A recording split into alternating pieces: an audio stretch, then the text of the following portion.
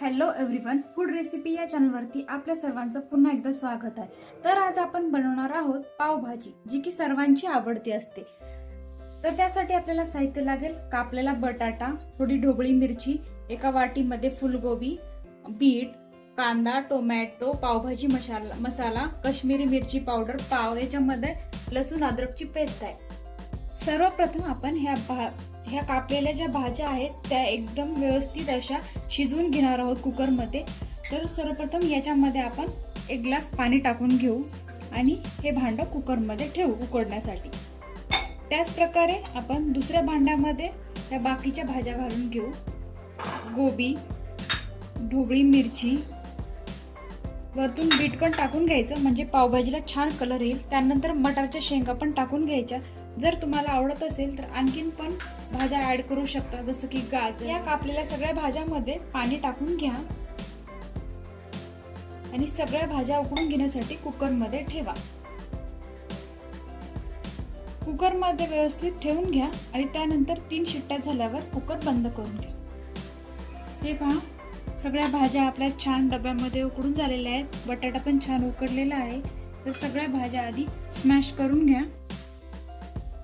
व्यवस्थित करून बारीक याच्यामध्ये स्मॅश करून घ्या। हे पहा, स्मॅश करून आपली ग्रेव्ही तयार आहे। छान असं बारीक करून घेतलेलं आहे मी सगळं साहित्य, सगळ्या भाज्या।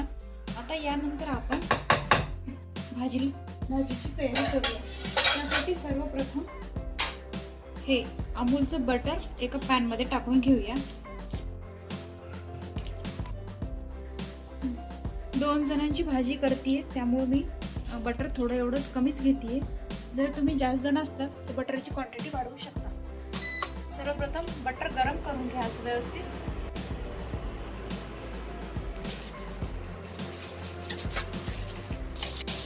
बटर छान असं तेलासारखं गरम करून घ्या।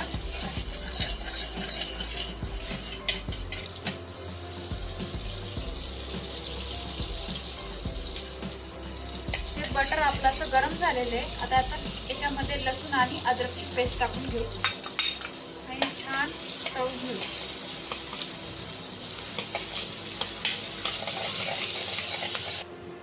यानंतर बारीक कापलेला कांदा घालून घ्या आणि छान लालसर होईपर्यंत परतून घ्या।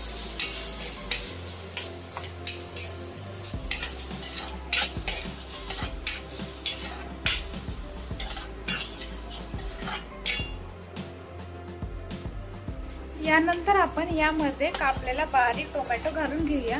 कांद्याला थोडं लाल कलर आलेला आहे। यानंतर आपण हे टोमॅटो टाकू। पावभाजीला फोडणी आपण तेलामध्ये पण देऊ शकतो, पण तेलात हे साहित्य लगेच करपलं जातं, व्यवस्थित परतवलं जात नाही। त्यामुळे आपण बटरमध्ये करतो, म्हणजे पावभाजीला एकदम छान हॉटेल सारखी टेस्ट येईल। हे पहा, मी वरतून आता टोमॅटो घालत आहे। टोमॅटो छान फोडणीमध्ये शिजू द्या। बारीक केलेलं आहे ऑलरेडी आपण हे टोमॅटो। तर छान 5 ते 6 मिनिटं चांगलं शिजून घेऊ द्या।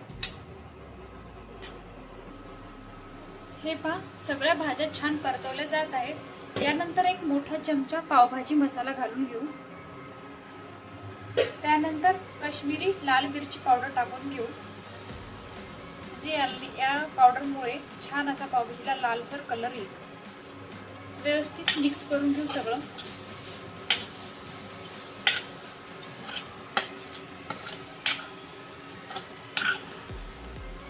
हे पहा, काश्मीरी मिरची पावडरमुळे फोडणीला छान असा लालसर कलर आलेला आहे। एकदम छान सुवास येत आहे फोडणीचा।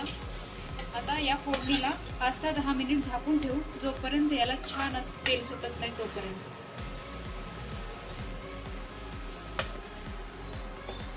भाजीला छान असं तेल सुटलेलं आहे। यानंतर आपण ज्या स्मॅश केल्या भाज्या त्या याच्यात घालून घेऊया।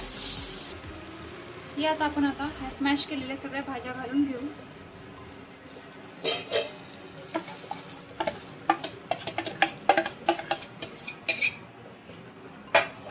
आणि छान परतवून घेऊ।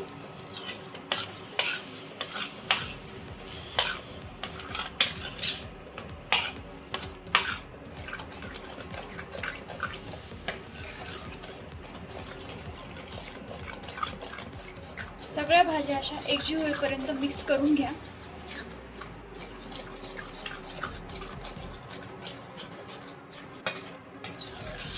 हे पहा, भाजीला लालसर असा कलर यायला सुरुवात झालेली आहे. आता ही भाजी 7 ते 8 मिनिट झाकून ठेवू शिजवण्यासाठी.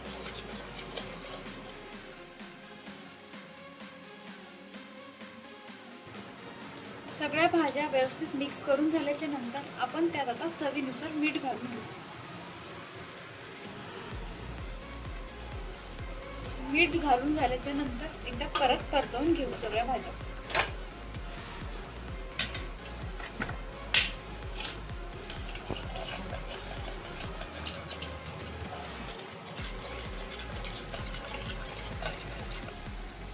भाजीत मीठ टाकून घेतलेलं आहे. मीठ व्यवस्थित मिक्स करून घ्या आणि परत 7 ते 8 मिनिटं झाकून ठेवा, म्हणजे भाजी व्यवस्थित शिजल्या जाईल.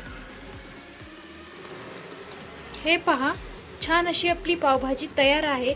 आता आपण यात वरतून थोडीशी कोथिंबीर घालून घेऊ. वरतून कोथिंबीर घालून घ्या, तो जर तुम्हाला आवडत असेल तर. आणि एकदा छान असं परतवून घ्या. एकदम भाजीला छान हॉटेलसारखा सुगंध सुटलेला आहे.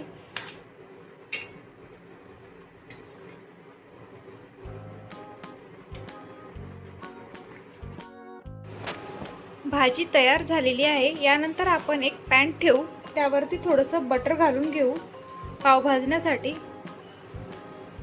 पाव भाजताना आपण बटर लावून भाजायचे, म्हणजे पाव व्यवस्थित भाजल्या जातील. जर तुम्ही हवं असेल तर चटणी लावून भाजू शकता किंवा अर्धा चमचा भाजी टाकून पण पाव भाजू शकता. हे पहा, बटर छान वितळत आहे. यानंतर आता आपण पाव भाजून घेऊया. पाव असे मिडलमधून कट करून घ्यायचे आणि व्यवस्थित भाजून घ्यायचे. हे पहा, मी छान पाव भाजायला ठेवलेले आहेत. व्यवस्थित पाव भाजून घ्या.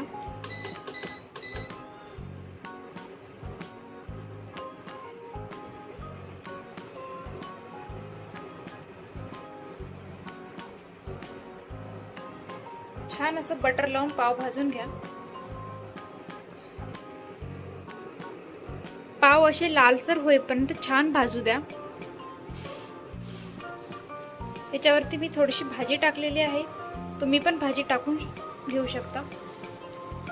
घरच्या घरी मस्त छान अशी आपण पावभाजी बनवलेली आहे.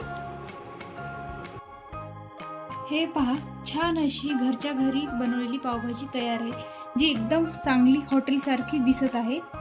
जर रेसिपी आवडली असेल तर व्हिडिओला लाईक, चॅनलला सबस्क्राईब करायला विसरू नका. धन्यवाद.